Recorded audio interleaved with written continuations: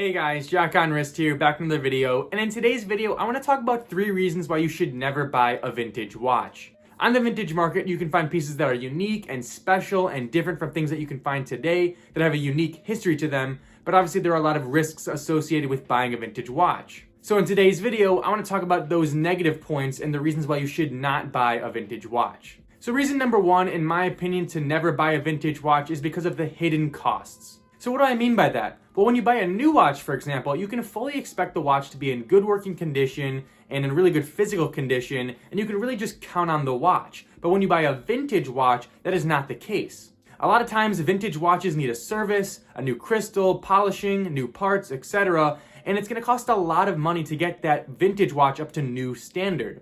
Finding those old parts is not easy, and it costs a lot of money to get the watch in good working condition and in good physical condition. For example, if you buy a vintage watch for $500, I would definitely expect to go in paying more than that, maybe paying upwards of $1,000 to service it and get everything fixed on it. It's very rare to buy a vintage watch that you can slap on your wrist the next day and count on it, and if you do get a vintage watch of that sort of quality, you probably paid a lot extra for it. The second reason to never buy a vintage watch is because of the durability.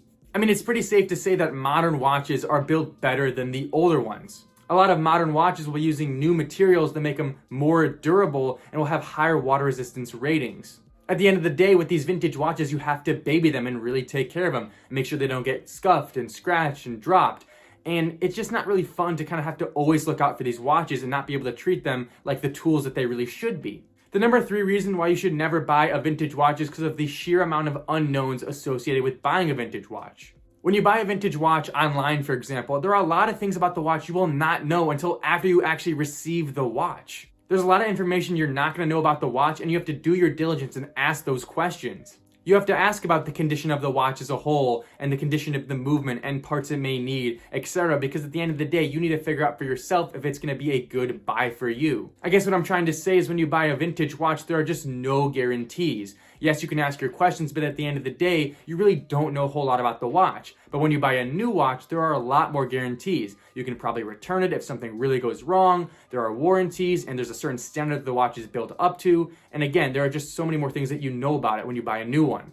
So those are just 3 reasons why I personally don't like buying vintage watches. For me, I've sort of been there, done that. I've purchased a lot of vintage watches back in the day when I first started collecting watches, and personally it wasn't as fun as buying a modern watch because there were just a lot of things that were really stressful about buying them.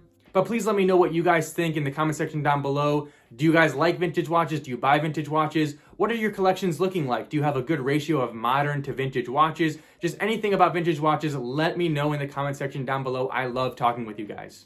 So with that being said, thank you so much for watching. Please like and subscribe if you enjoyed, and I will catch you in the next one.